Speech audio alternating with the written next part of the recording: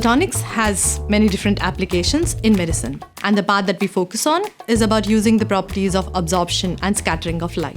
There are different applications in oncology, in neuromedicine, or even in exercise physiology. Let's look a little bit more into these applications. Let's talk a little bit more about the brain. Where are we relevant?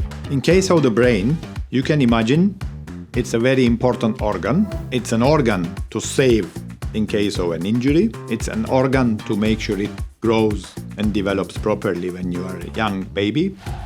And it's also an organ to train to improve. And we can make impacts in all of these things. Why? Brain, one of its main functions can be summarized by the neuronal function. When the neurons are more active, they need more energy. And in case of brain, which relies on aerobic metabolism based on oxygen, this is completely reliant on the availability of oxygen and the ability to extract oxygen. And this needs to be at the local parts of the brain. I'm sure all of you have seen pictures or heard somebody uses the left side of the brain or the right side of the brain, the front side of the brain, etc. So you can imagine brain to a certain degree that it consists of compartments. So by these methods that we are talking about, we want to look locally and understand how is the brain doing. Are the neurons able to function correctly? Are they able to respond to the challenges correctly? When a baby is born, the brain is developing rapidly. From the day the baby is born to a month, 3 months, 6 months later, you see immense amount of development. And neuroscientists that we work with use this to understand things like language acquisition. How is a baby learning language? Others are more of a clinicians, and they want to understand what properties of the brain are entering into problematic phases due to, for example, problems in the hearts of these babies.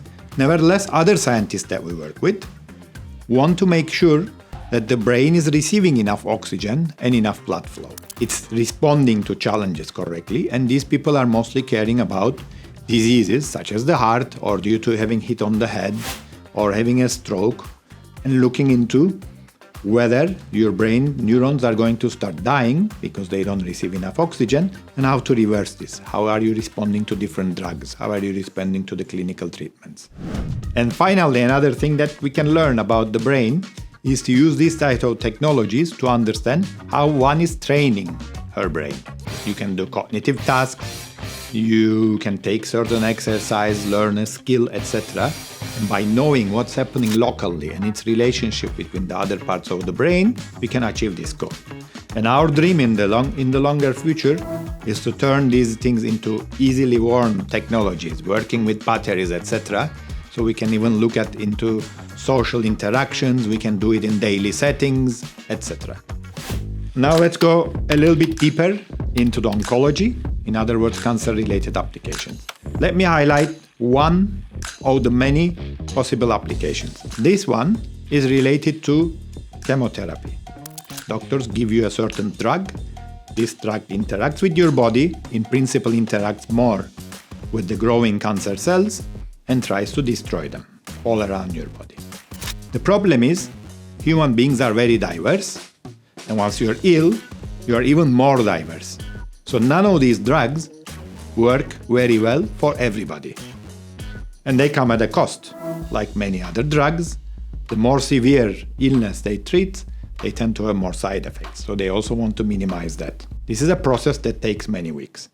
The premise that we are testing with these technologies is that when you take a drug and you are affecting these growing cancer cells, you're changing their metabolism. If using these methods non-invasively, we look at the cancer and we see how his oxygen metabolism is changing in time, we should be able to get signals of its response to the treatment before it starts to shrink, which is what the doctors normally use to evaluate.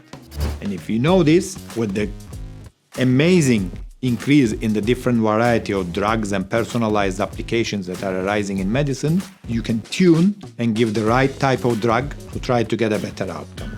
And this is a very interesting and growing area of research for us in the field of oncology. And the final application that I'm going to go a little bit deeper into it is related to muscles, in particular skeletal muscles, and that comes into sports and exercise medicine. Exercise is not only useful to run faster, to be stronger, but it's a core element for health as we understand these years. And if we can understand how muscles of a particular person are responding to exercise, how they are recovering from injury as they do further exercise, we can develop methods to train people particularly tuned for that muscle and its needs. We can do things that are relevant to someone's illness.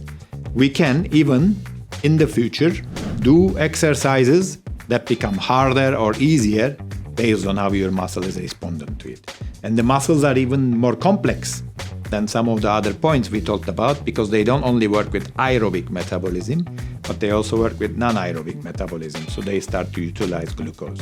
We're looking at oxygen with light. Maybe in the future we'll look at the other elements as well. We have given you a glimpse of the various applications for the technologies that we have developed. Can you think of a new application for these technologies?